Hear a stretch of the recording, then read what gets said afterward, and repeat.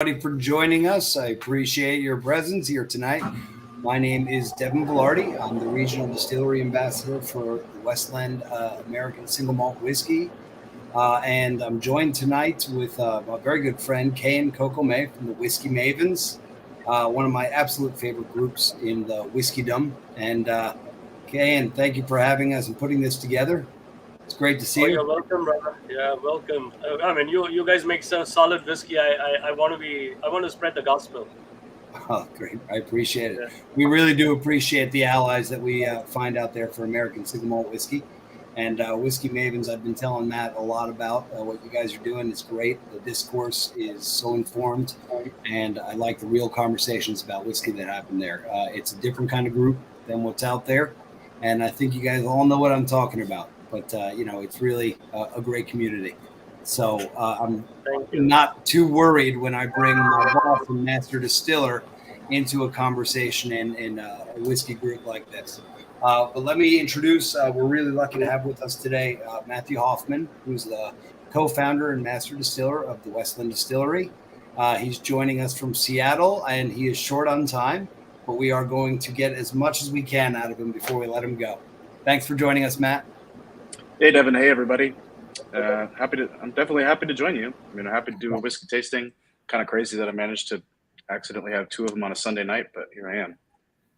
And he is right there above the tasting room. It's actually that's right. Yeah, I can tell just by the background. There's no zoom background either. So, guys, we're gonna get to the drinking fast because that's the best part of any good tasting. And I think we learned a little bit about last night, Kay, and we're gonna make sure we get the drinking going a little bit faster this time. But tonight we sent you a nice virtual kit with 4 whiskeys there. And just to go over it so everybody knows the order we're going to go in tonight, we're going to start off with the Westland American Single Malt Whiskey, which is our new flagship expression.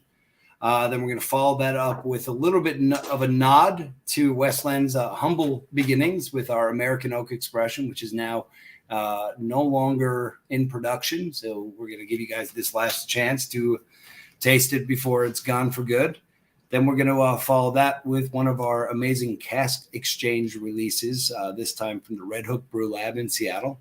And we'll final out with Garryana Edition 6, which was Best American Single Malt Non-Age Statement for this year at Icons of Whiskey.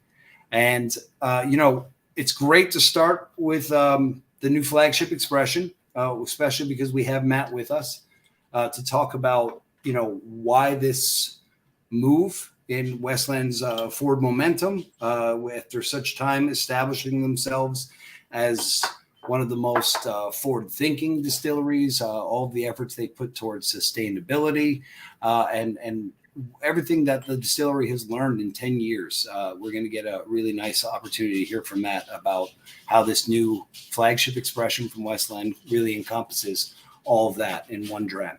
So I'll let Matt take it from here since he's tight on time. Thank you very much. Sure. Thanks, everybody. So what you're tasting right now, this is our new flagship whiskey. It's a super important whiskey for us. It is, to me, crucially important to be able to have a whiskey that speaks to, if you're going to have one Westland, this is what it is. So hence the term flagship product. So if you're not super familiar with who we are, first of all, before we get started, if you have questions or comments, please feel free to bring them up, throw them in the chat. That helps to get some conversation going. I think that's a good thing typically. But if you're not super familiar with Westland, there's 2 really key things to know. The first is that we are trying to make something authentic to where we are, and where we are is Seattle, USA. We're making American single malts, and we're making it in a style that is representative of our region. Now, a lot of people, when they think of Westland, they think, well, you're an American distillery, so you should make bourbon. But we're as far from Kentucky as you could possibly get. I always tell people the distance from Seattle to Kentucky is the same as Scotland to Istanbul. So we have the beauty of America in terms of its agriculture is we can do a lot of different things. We've got corn in the center of the country, in the east of the country, in the south of the country. We've got rye in the northeast. But out here in the northwest, this is one of the best places to grow barley in the world, actually. It's actually a better place, believe it or not, it's a better place to grow barley than Scotland.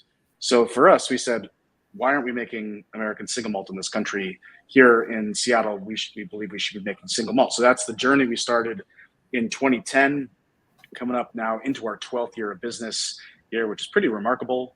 But our whole thing is we didn't want to copy Scottish whiskey either. There's traditions that come along with it. 90% of our barley comes from Washington State, but we also take a lot of cues from the brewing industry.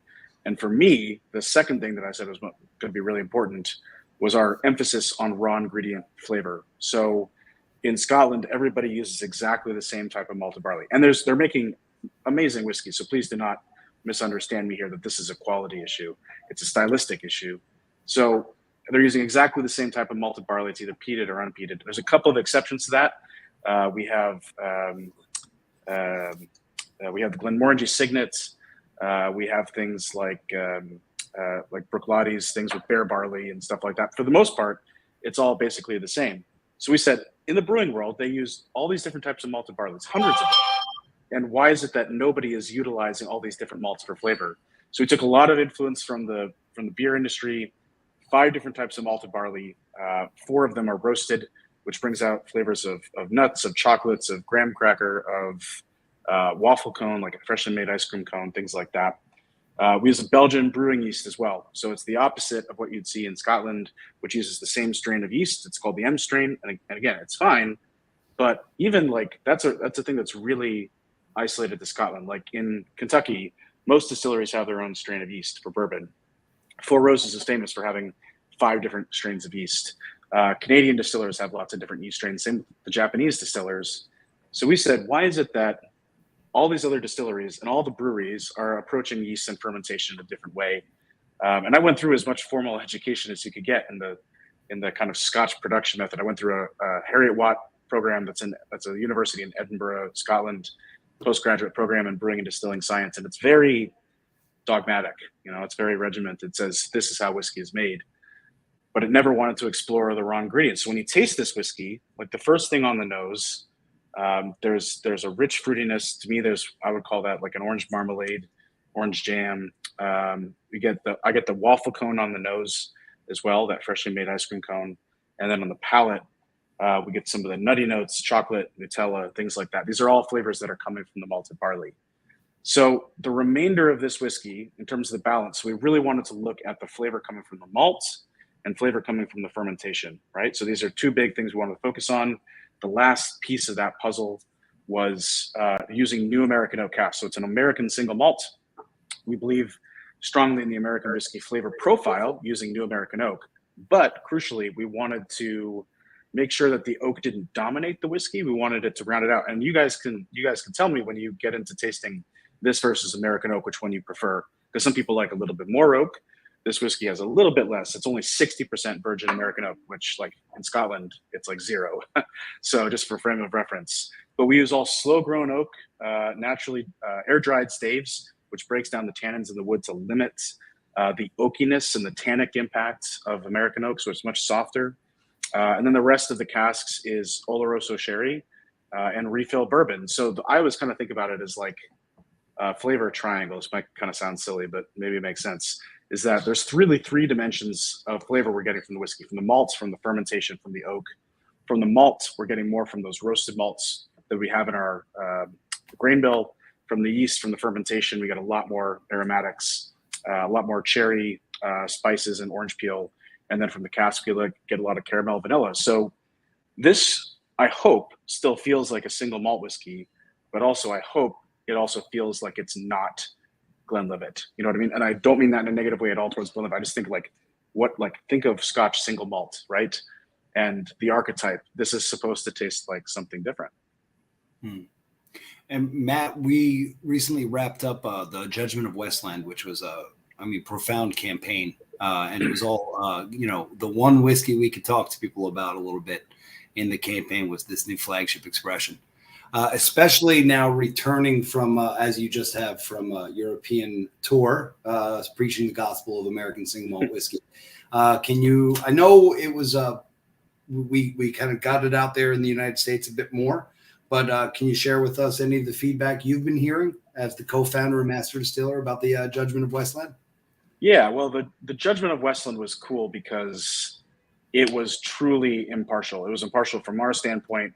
It was impartial from the people who did it. For those of you who don't know, we did a tasting called the Judgment of Westland. Sorry, we did a tasting. It was like 2,000 different people did tastings all over the world, many of them in the US. And it was based on a concept called the Judgment of Paris, which, if you know your wine, was when American wines really took on the French wines in 1976. The French actually refused to print the results of that tasting in their newspapers because the American wines had beat the French wines, and that was impossible, you know. So the whole idea was not, I mean, that American wines were better than French. It's that American wines had arrived. You know what I mean? And so the whole idea here was, let's do a tasting of our flagship single malt, Scottish single malts, and then 2 other whiskeys. We didn't tell people at the time before the tastings, but we did afterwards. One from India and one from Australia. So the beauty of this is that everybody could do their tastings, fill them in online. The whole thing, the whiskeys were chosen by Dave Broom. So if there was any doubt about the kind of the reality of this tasting, like, you know, this was, you know, probably the world's leading spirits writer who was helping us put this together. And we came tied in first with the Australian whiskey. We're not allowed to share the other whiskeys. You can probably imagine why. I mean, even the winner, you know, with Australia where we tied, but even still, we said it's going to be all or nothing. But anyways, the point is that went really, really well.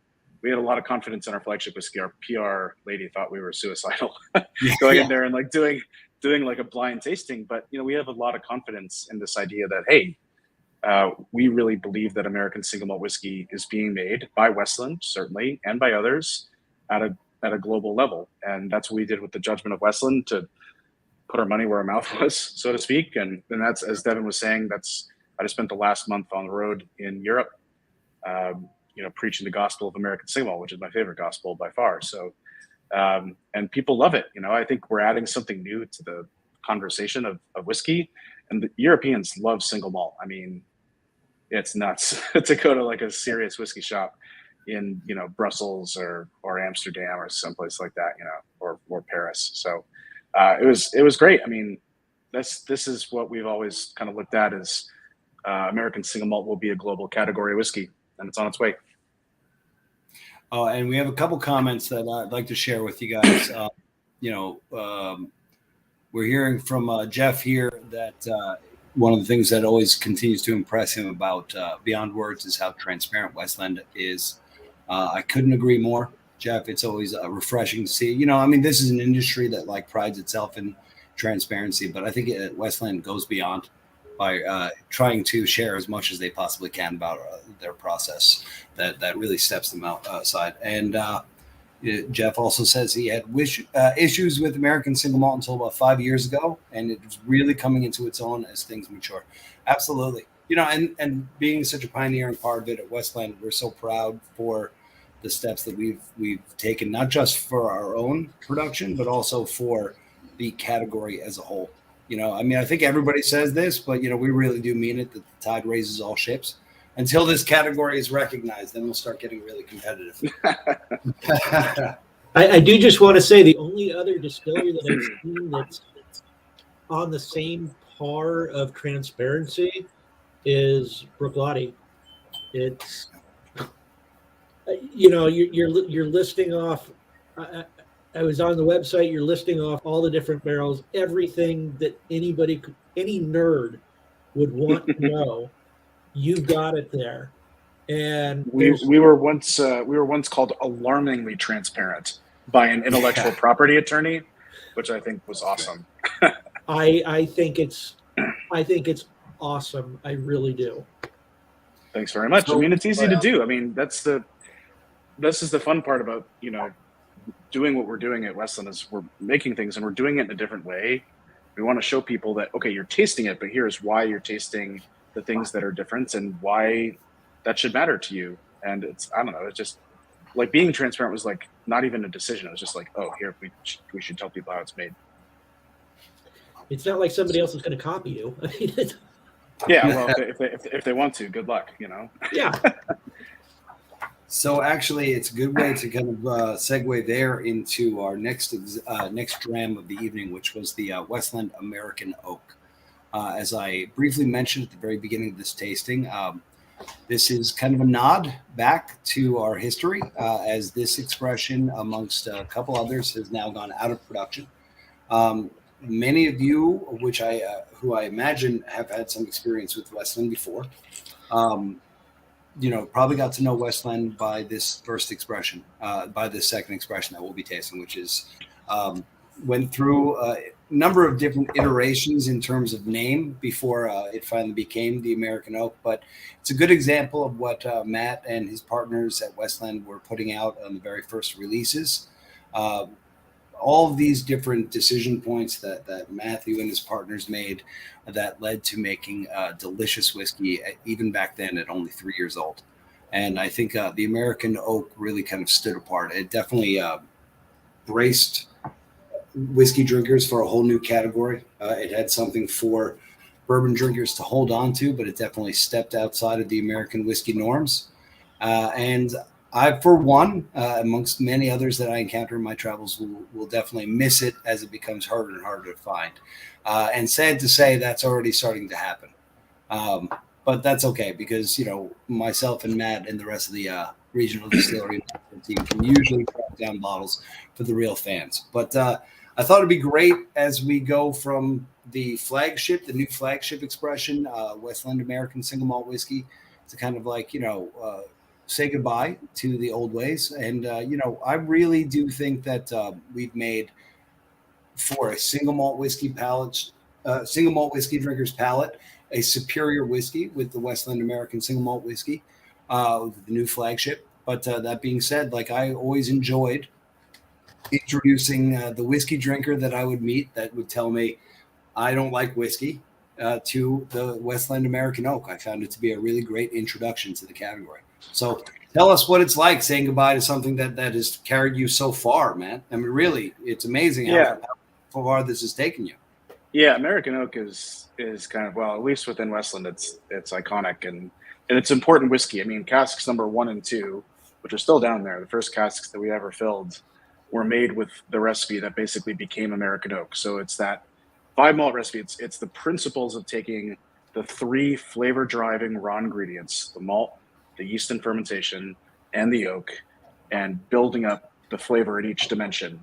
With the new flagship whiskey, we're adding a couple of other tweaks. We're using Oloroso sherry. We have a tiny bit of peat, a very small percentage of peated malts in the blends, whereas American Oak was just really just these 3 things that we were pushing. But we were also doing that within the context of 2 other whiskeys, right? So we had what we call a core range, American Oak Sherry Wood Peated. And American Oak was kind of the most American, like if I want to like stereotype it that way, but it's the biggest flavored, it's the most new American Oak. It is the biggest departure from the norms of Scotch whiskey. And then we had sherry wood, which is more traditional, and peated, which is more traditional beyond that. So the reason why, and I think it's important for you guys to know, the reason why we are going away from the core range, going to a single new flagship, is because we have a lot of limited editions coming, and we are still a relatively small distillery. And yeah, there you go. So there's the core range, American Oak, sherry wood, and then peated. We have a lot of limited editions that we want to put out, and in order to do that, we need to focus kind of the one entry point whiskey as just one single product, and then we'll get into the other limited editions we got coming. So so it'd be interesting. I would love to see some tasting notes between the 2 of them, between the flagship and the American Oak. Just what you prefer, especially people. I think I saw somebody who was like maybe a bourbon drinker for the most part. Paul. Which one do you prefer there, Paul? So, I have 700 bottles of bourbon. I have 1 bottle of Scotch in my house. I've just never been able to find anything that I really could latch onto. Single malt. I've been open to trying them. I really like this American Oak, but wanting to broaden my palates and horizons, I will definitely be going to pick up a bottle of the single malt Westland. That is definitely in my wheelhouse. So I got a bottle of Oban 14, and this other one will be my second bottle of Scotch.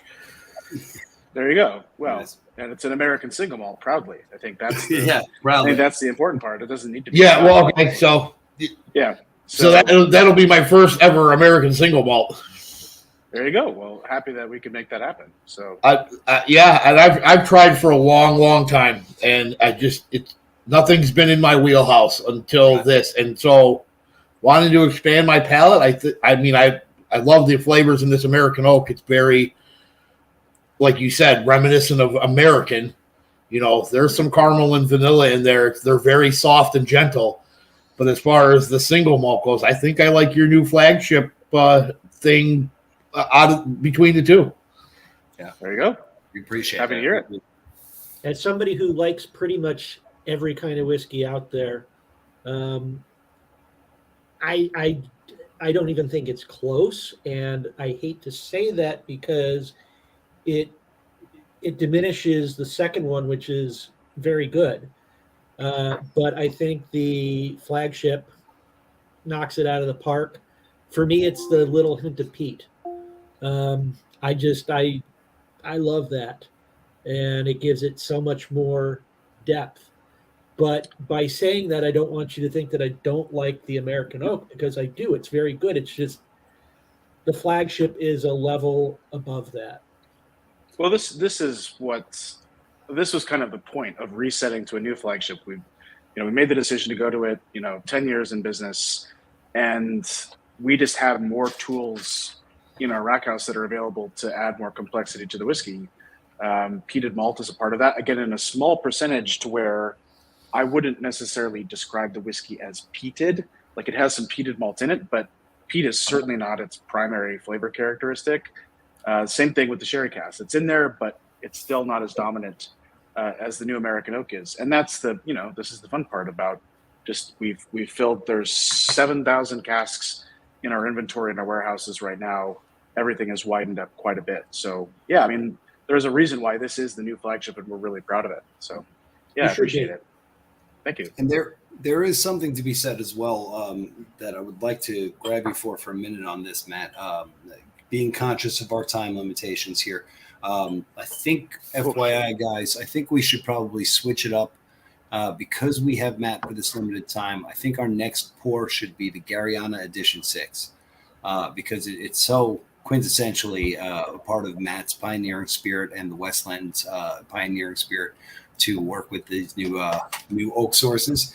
But before we get into that, I wanted to ask a quick question about the new flagship. Some of my beginnings in the whiskey world were in whiskey parlors, and having access to a wide selection of different whiskeys to suit anybody's palate. And one of the first things they always taught me was, anybody who comes up to you and says, I hate whiskey, that you would tell them, like, that's okay. It just means you haven't found the right whiskey for you yet. And I think everybody in this room would probably agree. And the real smart ass answer is, oh, you've tasted all of them. But the truth is, with the proper guidance, we can find the right whiskey for everybody. That's the great thing about the whiskey profile.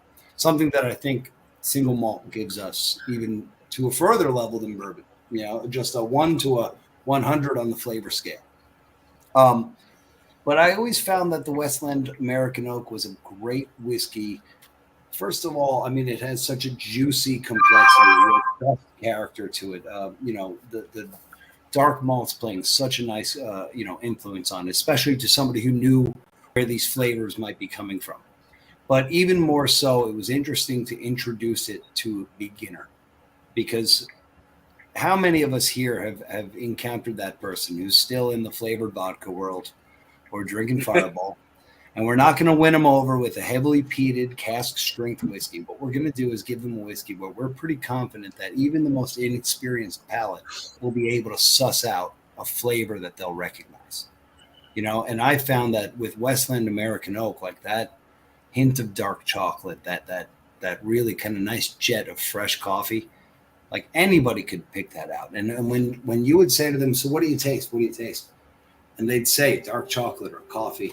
And you'd be like, oh my God, you have a great palate. That's exactly what they say on the website about this whiskey. Next thing you know, you've got a whiskey lover who's saying to themselves, like, oh my God, I think I can do this. I can actually taste whiskey. It's not all just firewater to me anymore, So I'll miss that. I would say that there's one glimmer in the dark clouds is that the American oak style of Westland will still be available in our single cask program, which I think Matt has taken into an incredibly great direction over distinctiveness and uniqueness over the next couple of years. So keep an eye out for those Westland single cask opportunities, and you'll definitely be able to get a nod back to the old ways with a now discontinued American oak, sherrywood, and peated. Okay. I'm going to say real quick to answer Stan's question I see in the chat. So our sherrywood expression is a mixture of Oloroso and PX sherry, and it's a pretty high percentage of PX, 50-50, 50% Oloroso, 50% PX. So if you're looking for something Oloroso sherry exclusively, we've done that and released those as single casks. We have a whole new batch of single casks that are coming out, including some that are Oloroso sherry, although I'm not totally sure exactly where those are going in the US. But this is the whole point of, again, going to the singular new flagship product, is that we'll have more space to do one-offs like, pure Oloroso cask or pure whatever cask, stuff like that. So they're like waffles and syrup. Trust me, they're amazing. Yep. Okay, so all right, you guys Devin, are all with I'm me? gonna have to go here pretty soon. Okay. Just check this shit out. Uh-oh. Oh my god. Wow.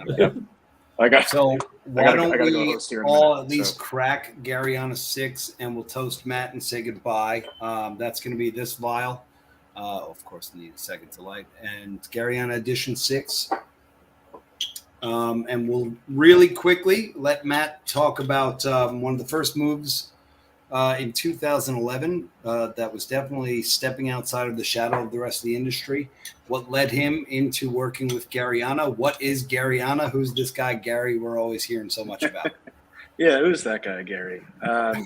So Garryana is a really special whiskey because it was something, all the things that we did in our first few whiskeys, our core range, were things that we could buy, I guess I would say, off the shelf. Nobody was using them. Nobody was using roasted malts or Belgian yeast to make whiskey, but it was something that was like, oh, I could take this from the brewing industry, and apply these ideas to whiskey. Gary Oak was not that at all, because nobody had really done it before. So we have a species of oak that only grows here in our region. So when people talk about American oak, they're talking about a specific species. They're talking about Quercus alba, grows basically east of the Mississippi, up to the Canadian border, down to the Gulf. It's everywhere. Notably, it is not what grows here in the Pacific Northwest. We do have our own species, though, that does grow here. It grows in a little 30-mile wide ribbon of lands, based on the I-5 corridor from Vancouver, BC, and Canada, just into the Canadian, just across the border into Canada, and then down through Seattle, Portland, Oregon, and basically into a little bit into Northern California. So that's it, 30-mile wide strip of land between the Coast Ranges and the Cascades. So this species of oak, the first time I tasted it, I pulled a sample out. This was in 2011. We filled the first casks, and I thought, oh my God, this tastes like KC Masterpiece, like Kansas City style barbecue sauce. And I was just going this is the most bizarre thing that I have ever tasted in my life,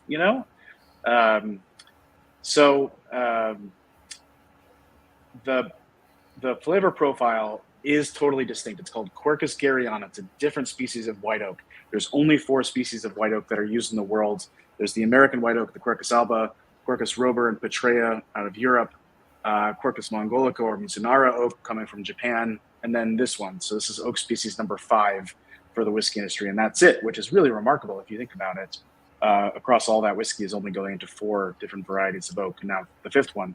So the way I like to describe it, and you guys tell me, especially tasting this kind of back to back with American Oak and Flagship, is I think it's like everything that American white oak does, the Quercus alba, but darker. So instead of caramel, it's molasses. Instead of this kind of tropical fruit, it's more like dark berry jam, blueberry syrup, things like that.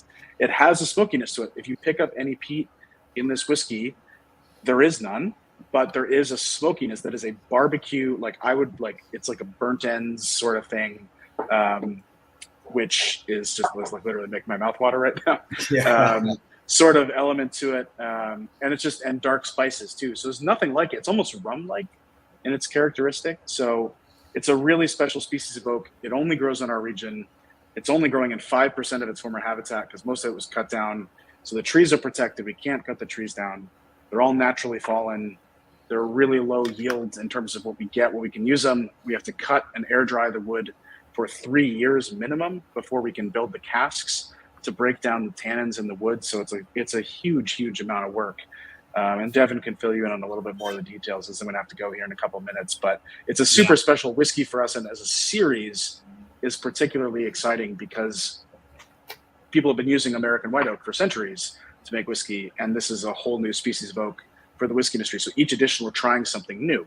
So what you're tasting is edition 6, which is an edition of Garryana that's focused on this kind of dark berry, dark fruit, spicy rum-like molasses thing, whereas edition 5 focused more on the smoky element of it. So with each edition of Garryana, we're not doing 100% Gary oak matured. Again, if you want to know the details of exactly what percentages, as some people have noted, you can go directly to our website. You will find all of the details, the exact percentages of the blend.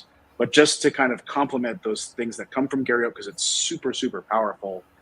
But I would be curious, just before I have to jump out of here, any quick feedback and tasting notes? Yeah, guys, we are going to have to say goodbye to Matt now, so I want to give you guys a moment to ask any questions, and there's only a few of us, so go ahead. Let's hear it. If you don't have to raise your hand or anything.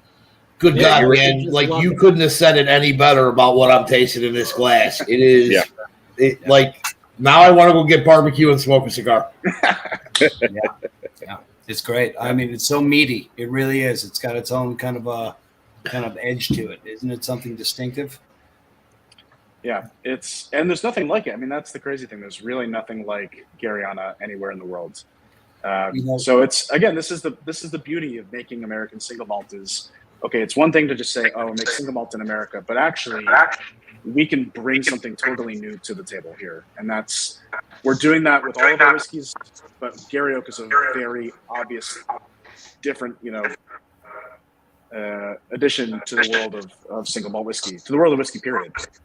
Is this pretty limited to Garryana? For sure. Well, in this case, I'm going to go over, once we say goodbye to Matt, I'll give you guys a little bit more details. But actually, we'll be getting more and more increasingly limited as the next few editions come out. Am I right, Matt? Yeah, certainly the next edition is smaller than edition 6. That's just the way it turned out.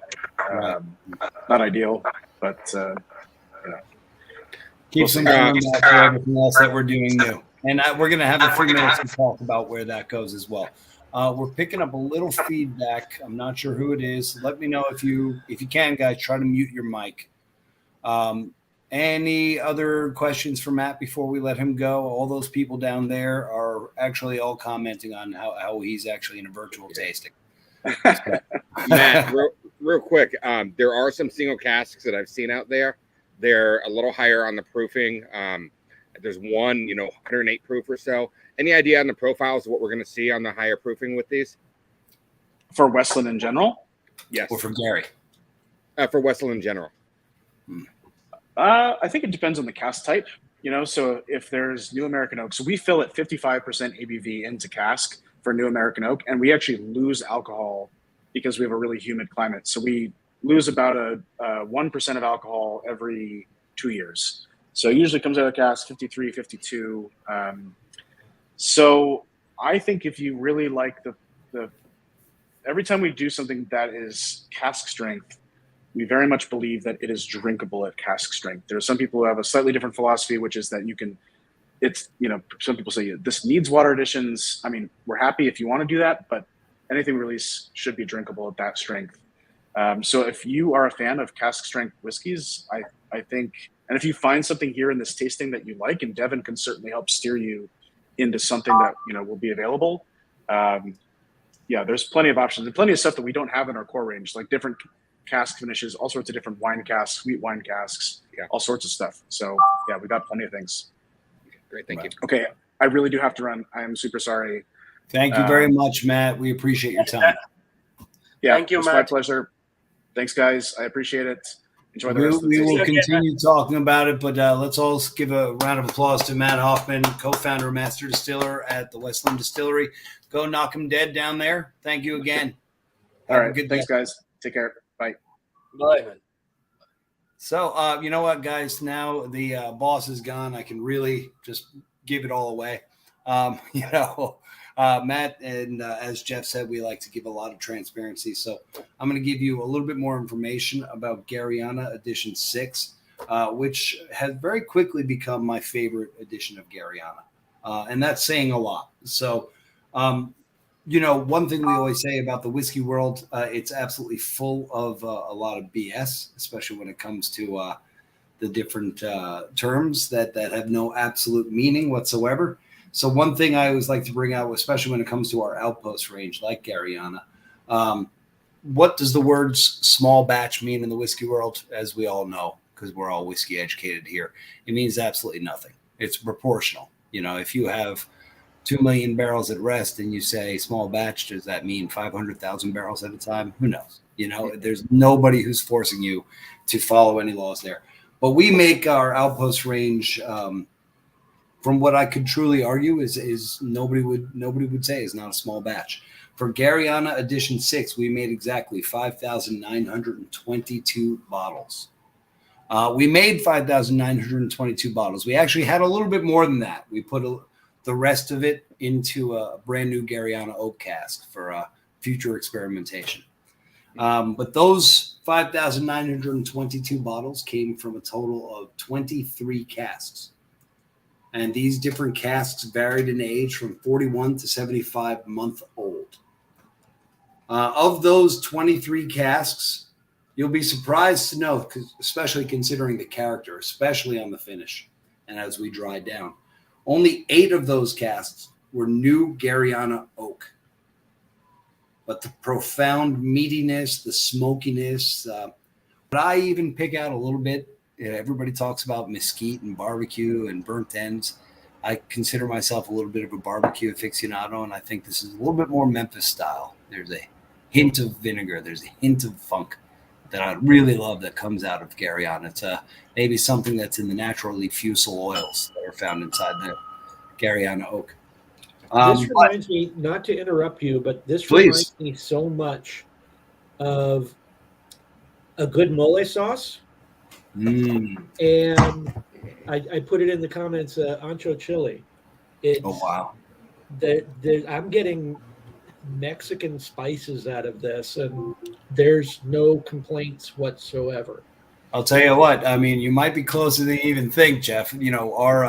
Our where Matt was pointing the camera down where the council's meeting today, that's our cantilever tasting room. And working inside our cantilever tasting room is an absolutely amazing person named Jenna Sagamon, who runs our hospitality and cocktail program there.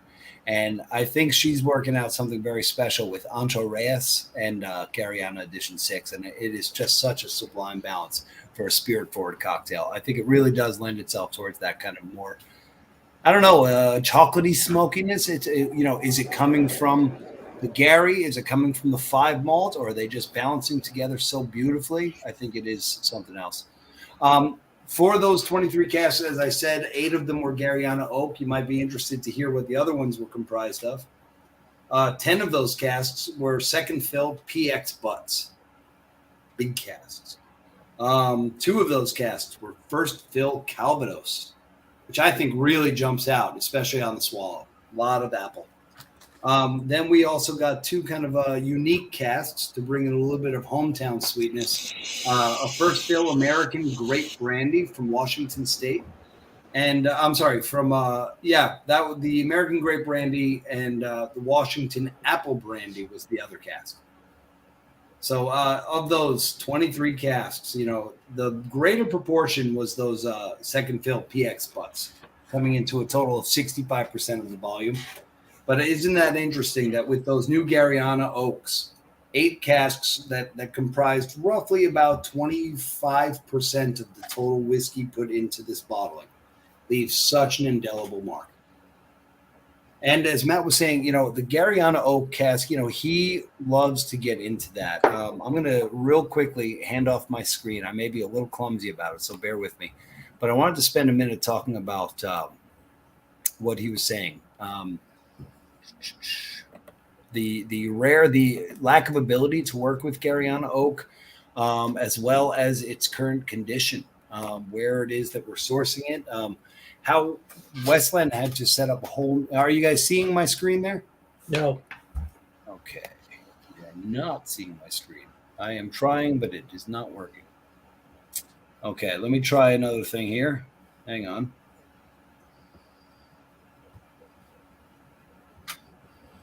Yeah, I thought I was sharing my screen so well before, but I guess not. I think we're just going to try sharing the entire screen. Okay, how about that? You just seeing my screen? There you go. There we go. Okay, great. Yeah, well, now we're getting a bunch of them. Bear with me. Devin, I'd really like to see what a Brazilian Ambarana would do to an American single malt. Oh, yeah? That's interesting. I mean, honestly, with our new single cast program, are you guys seeing my screen now real quick? Mm-hmm. Yes. Oh, you are. Okay. So actually, to that point, with our new single cast program, you're going to see some really unique cast finishes.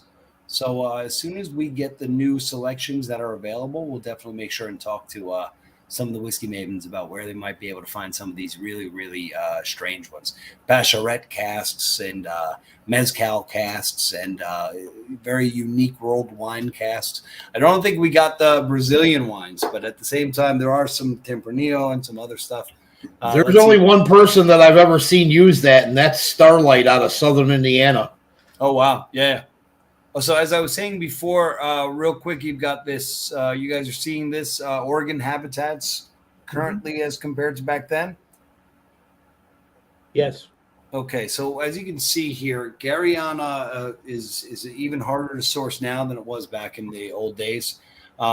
Westland has had to be part of this pioneering effort, not only to set up a new kind of economy around working with cooperages who have access to these Garryana oak trees and staves, but at the same time, we, as you can see right here, we've been working with AmeriCorps and Forterra, two land preservation agencies that participate in replanting and clearing of Garryana oak savannas. As we mentioned as well, these trees grow in a very distinct area running from British Columbia down to Northern California. And Matt briefly touched on the fact that they are actually protected. You can't cut them down. You can only source this wood when it's free fallen. In other ways to say it, you might be able to cut it down if it was like a savior cut, if it was going to like fall on somebody's house or something like that. But that's not something that happens too often.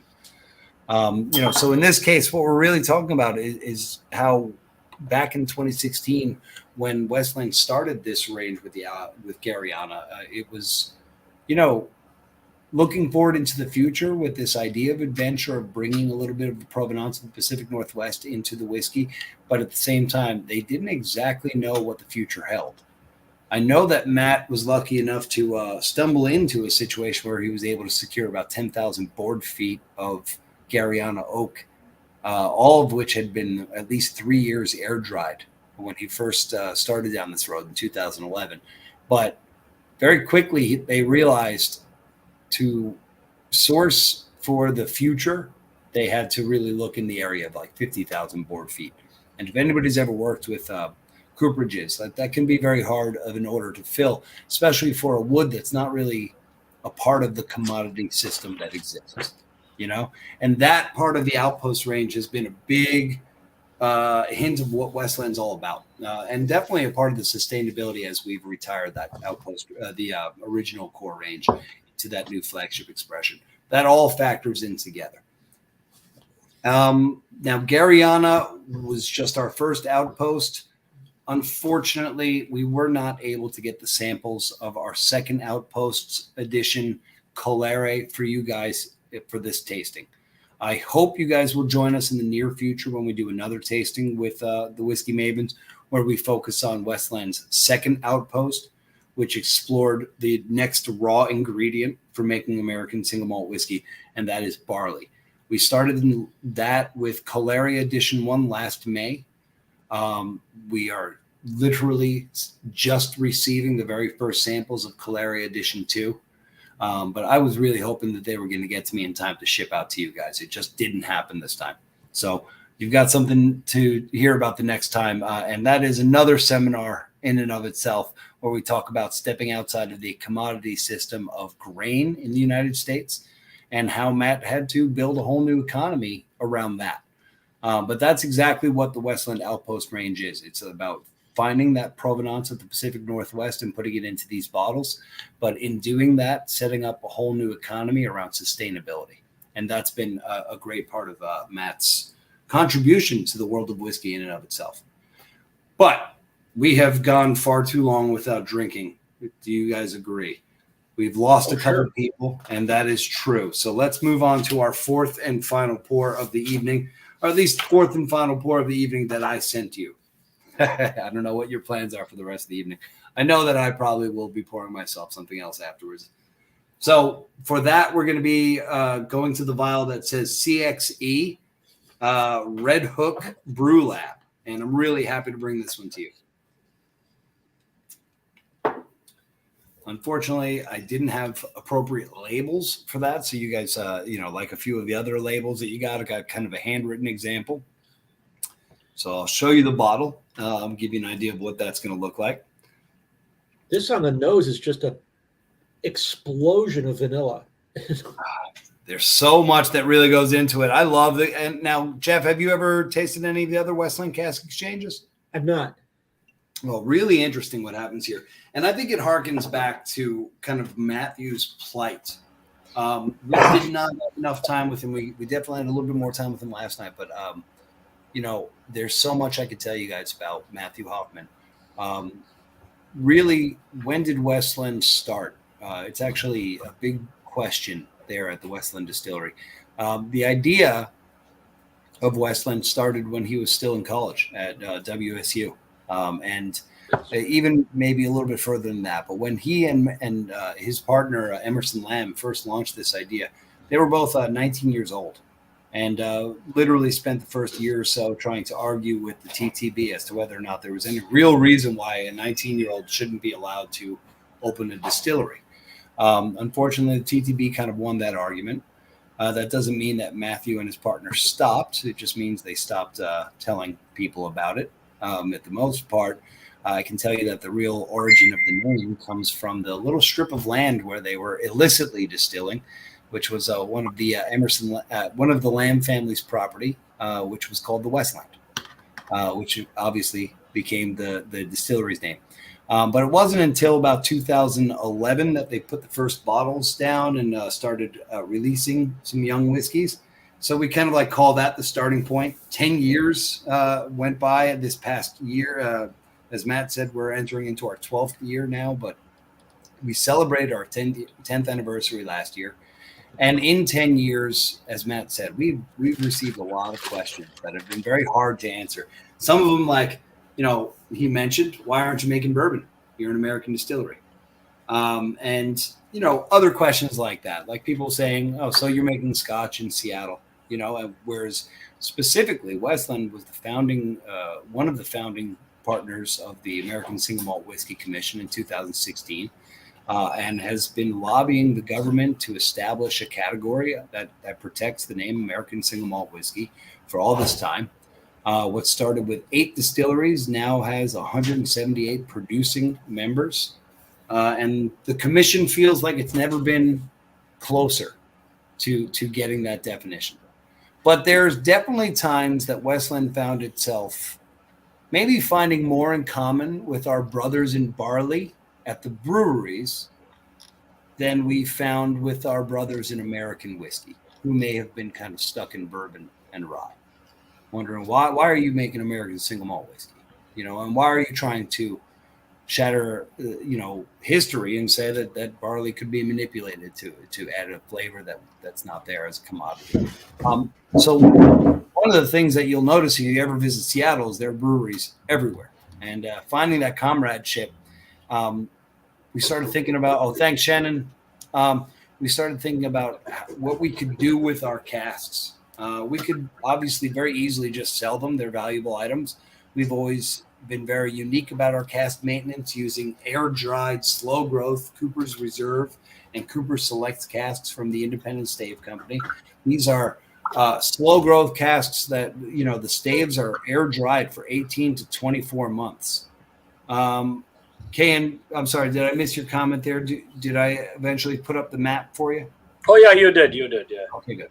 I'm sorry, I'm not paying too much attention to the chat, but we'll come back to that afterwards. I'm keeping an eye on time. So as I was saying, looking around, we were looking, what are we going to do with these casks after we've used them?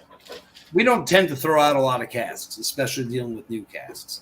But, we could have just sold them, but we actually thought we'd kind of contribute to the economy of the community. And we lent some of these new casks, or at least first used casks, to local breweries. In about 2015, our cask exchange program began. Matthew took some urging from Scott Sells and Shane Tyler at on our distilling team, both of which have now risen into pretty huge positions. Shane and Scott both are distilling and blending managers. The cask exchange series typically doesn't get outside of Washington State because obviously some of these breweries have a little bit more local appeal. But this one, being with a very well-known Red Hook brewery, we thought, we might have some success letting a few bottles go out into the rest of the country.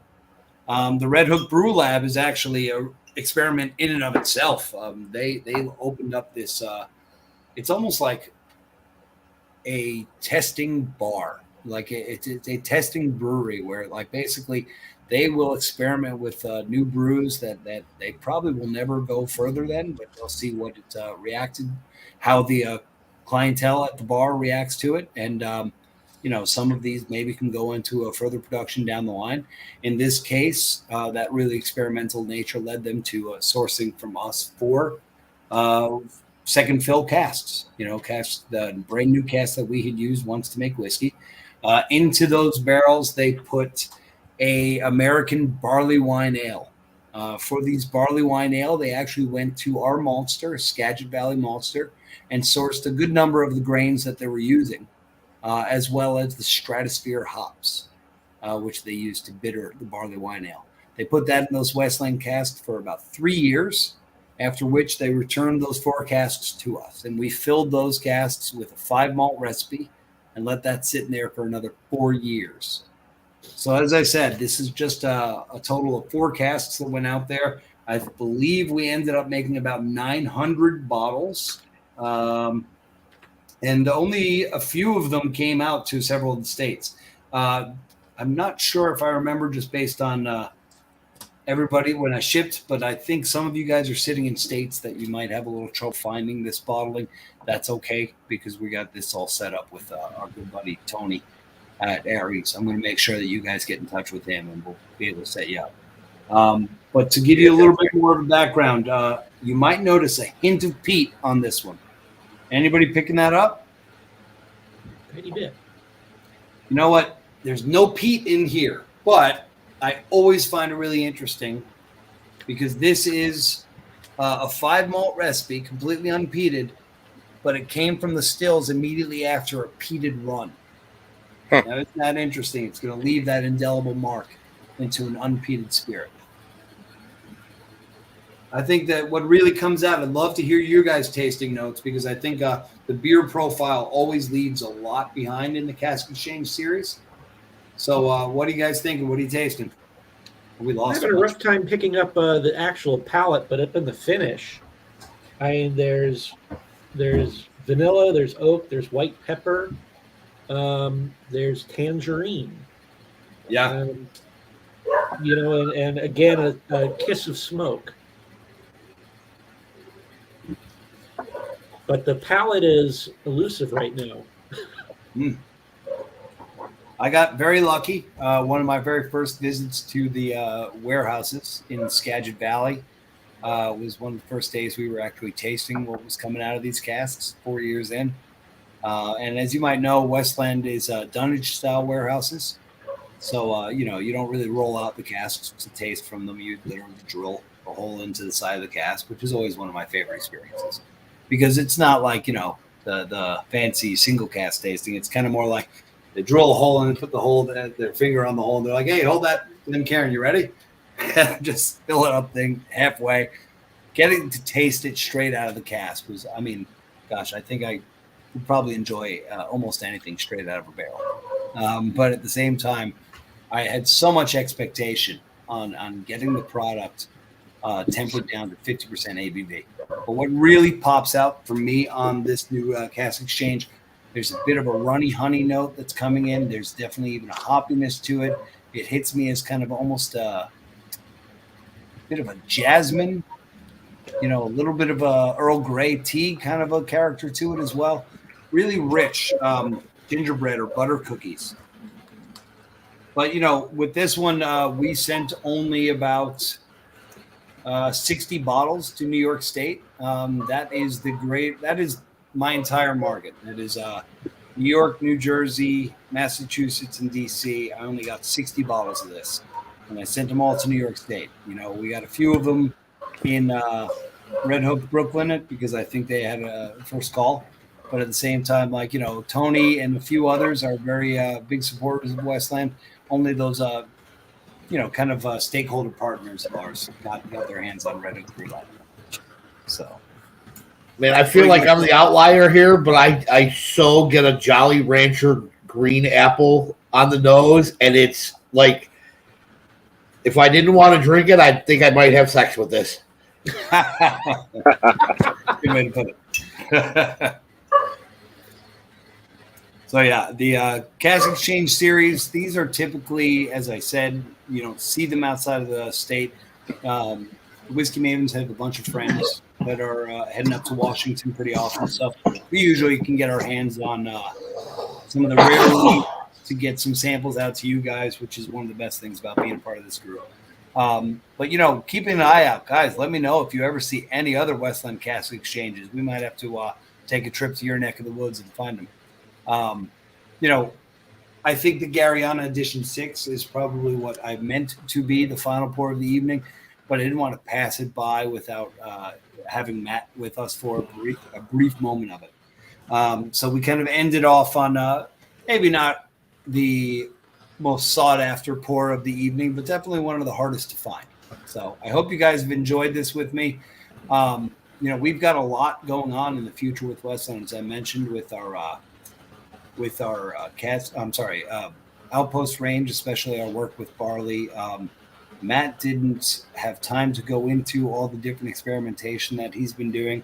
We just launched a farm, and we've got our first harvest coming up that we're actually growing some experimental barleys. You may know that Westland has a fellowship program with Washington State University where we fully fund a PhD candidate. We're on our second candidate thus far. Louis Prager, who's basically is to study barley and its many applications, but especially pertaining to bringing flavor into its usages. So it's hand in hand with what we're doing. The Westland Garryana Edition 6 just got Icons of Whiskey, Best American Single Malt, which I mentioned earlier, but the distillery also received Most Sustainable Distillery at the World Whiskey Awards, due to, in no small part, to these works, like working with Garryana oak and replanting efforts in sustainability, as well as researching bringing farmer back to bottle when it comes to stepping out of the commodity system with grain. A lot of people ask us what we mean when we say our West is whiskey. And, I always like to kind of point to some of the motif behind Westland's brand imagery. People ask me and point it out all the time why we have all these kind of interesting cartography maps and explorer symbols on them. If you even look inside, we actually have some maps of the area around Seattle on the inside of the labels. But it's not about cartography, and it's maybe existentially we're thinking of a different kind of exploration.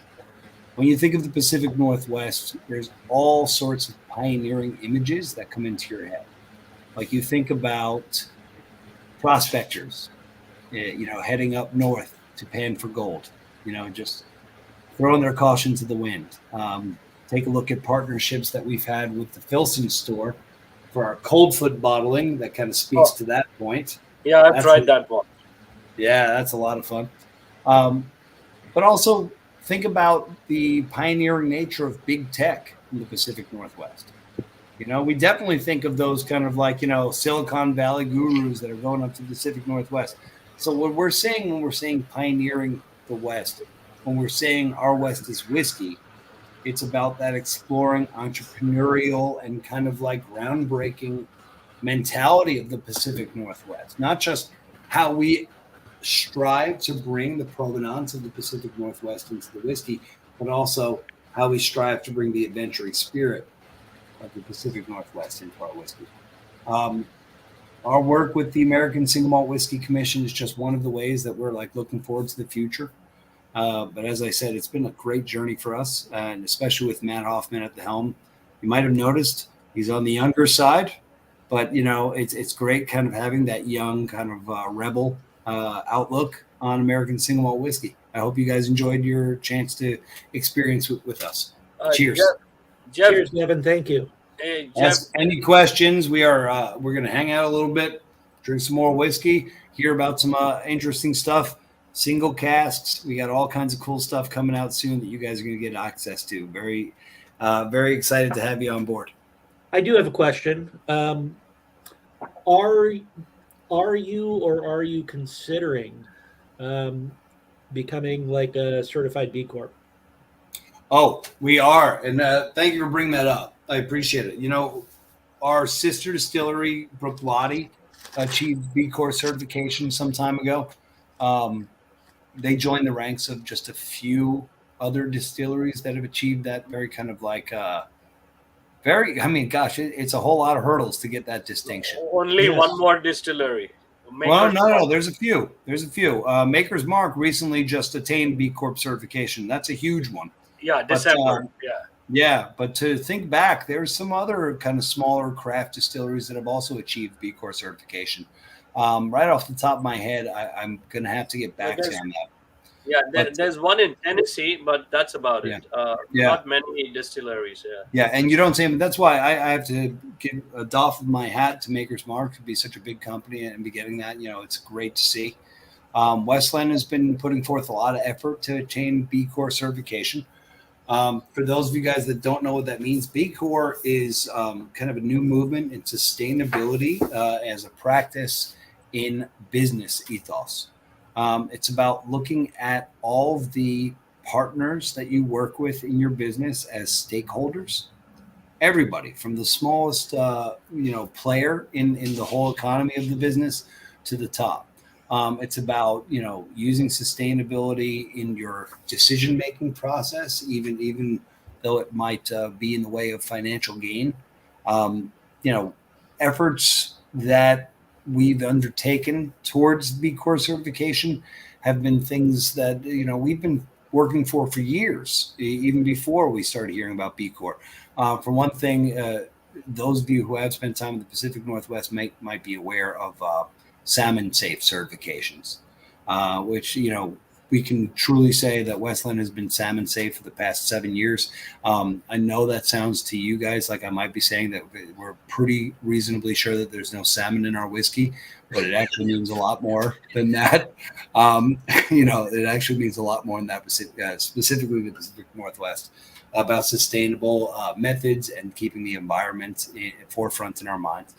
But recently, we've actually been installing CO2 reclaimers in our mash warehouses and in the distillery, as well as reinstallation of LED motion sensitive lighting in our warehouses as we've grown. This and other efforts have contributed towards our efforts to attain B Corp certification. That being said, it's a long process. Jeff, we're probably looking at some point in 2023 before we actually attain it. But we're all actually making efforts, like everybody from our tasting room staff at the hospitality side of the industry, as well as myself. We've made commitments as the distillery ambassadors to, devote a certain amount of our travel meals towards, sustainable food sources and vegetable-based meals. But it's a huge effort. It's a big thing that we're going to be definitely making sure to tell people about. But I think that it should be everybody. Everybody should be making that effort. Yeah, but just to a disclaimer, it's more than just sustainability. It's about how you treat your employees. Exactly. It's how you deal with your vendors, because I work on B certification. So B Corp. So it's way beyond sustainability. It goes into in fact, the most important metrics is customer relations. Mhm. How do you handle your customer complaints, and how do you resolve those complaints? Well, and it's not only that, but it's accounting. Account. I mean, your finances have to meet, a certain huge standard. It's a very cool concept. Yeah, And I don't totally understand it, but everything that I've ever read about it is really cool. Yeah, Makers is at 83 and Bruichladdich is at 87, and there's 200. I mean, the max you can score is 200. So you can see, Other companies that have B Corp certification stepping outside of the distilling industry, you guys might be aware of the Italian coffee maker Illy. Illy is a B Corp certification. In Seattle itself, Beecher's Cheeses, which has some flagship restaurants here in New York and in Vegas. Kickstarter. A lot of these B Corp certifications are also, like Westland, endowing partners of the Bread Lab at Washington State University, which is, in my opinion, one of the most important movements in food right now.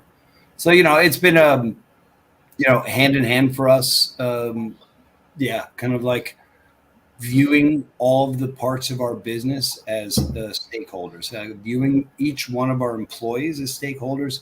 It's like you mentioned with Jeff and Can. It's not just about green methods. It's also about kind of like, how you treat employees and how you, make decisions with your employees in mind. I have to say, like I mentioned before, with Makers making it, I was surprised to not hear more about it. Oh no, I'm not much of a wheater. In fact, I kind of, but after I read that, I started stocking up on Makers. Yeah. I love to support businesses which follow a very stringent, very honest practices. And for the future, I think maybe 2023, one of the big things we'll be kind of like mentioning is,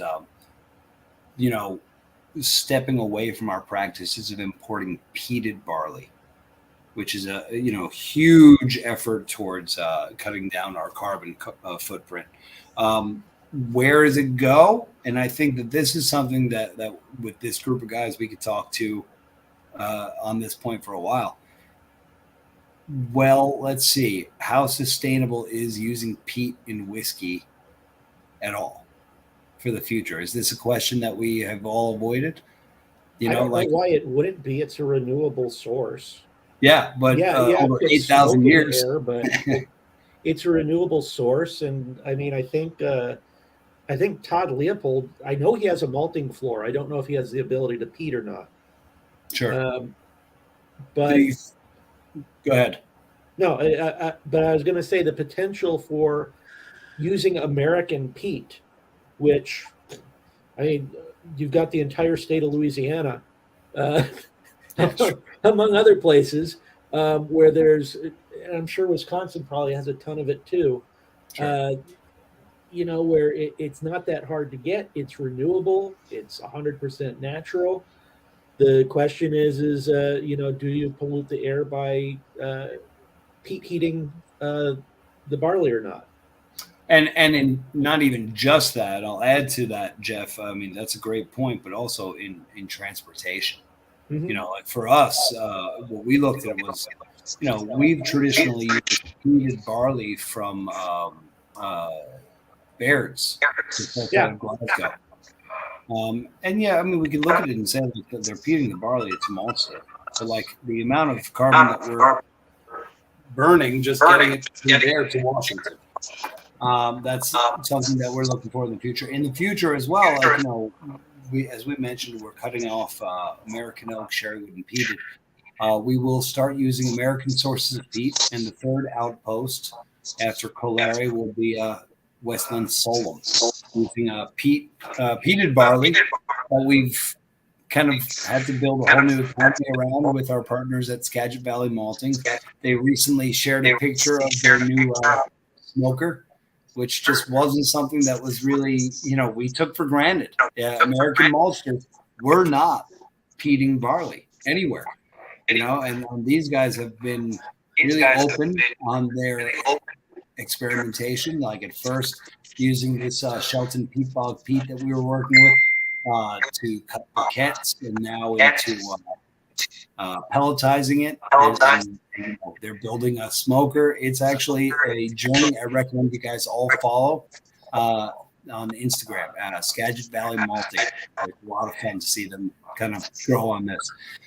Solum, you won't see the first bottles of until winter 2023.